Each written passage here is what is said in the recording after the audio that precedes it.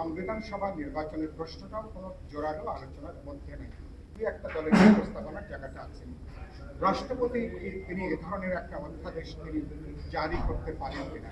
আমরা বলেছি সংবিধানের পরিবর্তন, সংবিধান সংশোধন, তার গণতান্ত্রিক রূপ দেওয়ার প্রশ্নটা এটা করতে পারেন নির্বাচিত জনপ্রতিনিধিরা, যেখানে মানুষের পপুলার ম্যান্ডেট লাগবে, মানুষের সমর্থন লাগবে। মানুষ তার সমর্থন ম্যান্ডেটটা দেয় এটা ভোটের মধ্য দিয়ে। সুতরাং আগামী নির্বাচিত জাতীয় সংসদ তারাই কেবলমাত্র এ ব্যাপারে জনগণের সম্মতি ম্যান্ডেটের ভিত্তিতে তারা সংবিধান সংশোধনের ব্যাপারে তারা একটা সিদ্ধান্তের জায়গায় তারা আসবেন।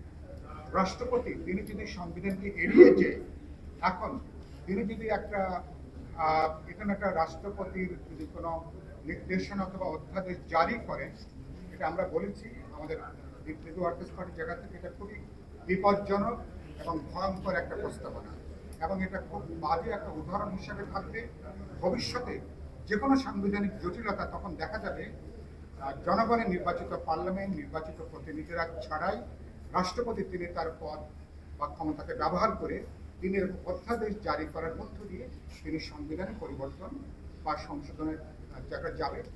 এবং এ ধরনের কোনো উদাহরণ পৃথিবীতে আছে কিনা এটা নিয়েও আলোচনা এসছে।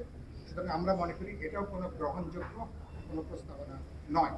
যখন আমরা একটা সমঝোতা যখন আমরা স্বাক্ষর করি, আবার যখন সমঝোতা স্বাক্ষরের সাথে জুলাই সনদ এবং তার সঙ্গে অঙ্গীকার নামা আবার যুক্ত হচ্ছে, রাজনৈতিক দলগুলোর এই কমিটমেন্ট, তাদের দেশবাসীর যে অঙ্গীকার, এটা মনে করি এটা যথেষ্ট বিবেচনা হওয়া উচিত।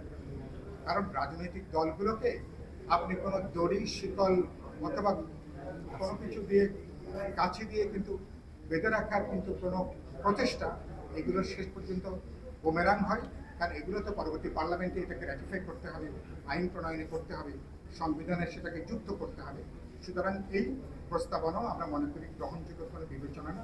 তারপরও আমরা যেটা মনে করি বিএনপি, জামাত বা এনসিপি বা গণতন্ত্র মঞ্চ সহ অন্যান্য দলের আমাদের ভিন্ন ভিন্ন যেসব প্রস্তাবনা আছে, আমরা মনে করি এখন যে পর্যায়টা আছে সেখানে প্রত্যেককে একটু ছাড় দেওয়ার একটু মানসিকতা প্রয়োজন।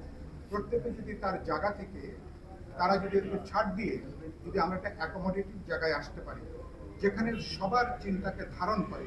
কারণ আমরা তো চাই যে একটা আইনি সুরক্ষাটা আমরা চাই, সে আইনি সুরক্ষাটা কোনো অধ্যাদেশ, নির্বাহী আদেশে সংবিধানের মতন কোনো পরিবর্তন সেটা সম্ভব না।